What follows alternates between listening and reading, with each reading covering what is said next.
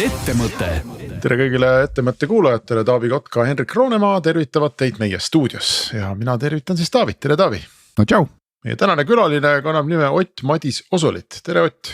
Tervist. Või kas me ütleme sulle Ott või Ott Madis või Madis või Oso? Ott on väga hea, Ott on super. Kuule, aga ma vist ei teagi Eesti nimesid, kus oleks nagu Z sees. See ei olegi selles mõttes otseselt Eesti nimi, see on lätistatud Eesti nimi. Kunagi enne muistsel ajal olin ma Osolin või noh, ma ei olnud, mu isa vanaisa oli vist Osolin S-iga. Ja siis mu isa ema oli S-iga Osolit ja mu isa on Z-iga Osolit ja siis tulin mina Z-iga veel järgi seal, nii et ühesõnaga väga palju nälja on selle nimega olnud. See on veel üldse väga karune nimi, sest Ott on kind of nagu karu eesti keeles ja Oso lihtsalt OSO küll, hispaania keeles ka karu. On ka karu, täpselt nii. Aga varbad on ikka õigarv. No ma ei tea, 3 mees ja 2 taga. Arv võib õige olla, aga me räägime mängudest ja mina olen tänaseks saatest ennast korralikult ette valmistunud. Meie tänane külaline on olnud tegev, noh ütleme viimasel ajal 3 mängu juures, üks nendest kannab nime Disco Elysium, teine kannab nime Death and Taxes ja kolmas kannab nime Broken Alliance. Ma olen kõiki neid mänginud, mitte ühtegi neist läbinud 100%, aga ma ikkagi olen vähemasti Oti tööle peale vaadanud. Kuidas sul Taavi on? Discot ma isegi proovisin, ma mäletan, et ma sain sealt sellest esimesest toast välja, et see on päris hästi, see on päris hästi. Et ütleme niimoodi, või noh sellest majast, nii et ma sattusin juba tänava peal mingite poisikestega seal jutlema nii edasi, eks, et aga minul on, aga seda ma tegin tõesti siis, kui see mäng tuli ja siis selle haibi pealt, et noh, ma tahtsin ka ikkagi näha, et niivõrd kiidetud asi, et mis asi see on. Aga muidu ma olen ikkagi väga kehv mängija, et ma mängin küll igapäevaselt malet, aga noh, see vist ei lähe arvesse. Läheb ikka. Läheb ikka. Ja siis ma nüüd mõtlen, et Civil tuli 7. versioon välja, et Civil 7 peaks ka proovima, et see on siuke lapsepõlve mälestus, et see oli ikka üks äge mäng, et vaadata, kuhu nüüd selle 7. versiooniga on jõudnud.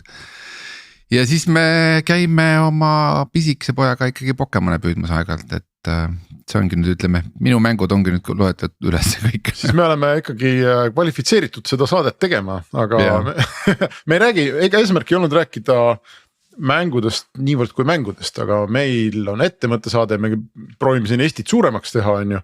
Ja mängud on tööstusharuna hästi rahvusvaheline ja teiseks ka minu arusaamise järgi üks kõige keerulisemaid karjääre või sellised ärivaldkondi, mida inimene üldse võib endale valida. Meeletut konkurentsi tihe, täiesti andestamatu, pikka aeg ja töö läheb sisse ühe mängu tegemiseks ja kas see lõpuks üldse kellelegi meeldib ja sulle sentigi tagasi toob, on ülimalt küsitav. Et seetõttu, kui Eestis sellised projektid sünnivad, et siis ma arvan, meie lausa kohustus Taaviga on siin sellele tähelepanu pöörata. Ei katsume selle saatega aru saada, et kas meil on siis mängutööstus olemas või ole? Sellele ma võin väga kiire vastuse anda tegelikult.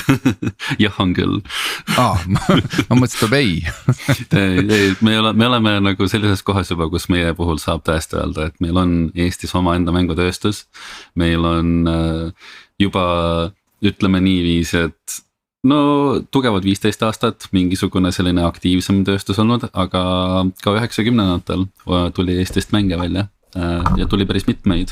Ja sellised nii-öelda osad on sellised nii-öelda ülikoolimängud, et on nagu inimesed ülikoolis, kes siis teevad nagu mingisuguseid oma programmeerimiskursuste raames teevad katsetusi, eks ole, aga siis ka päriselt kommertsmänge, et võib-olla on selline nimi kunagi teie kõrvust läbi käinud nagu Skyroads.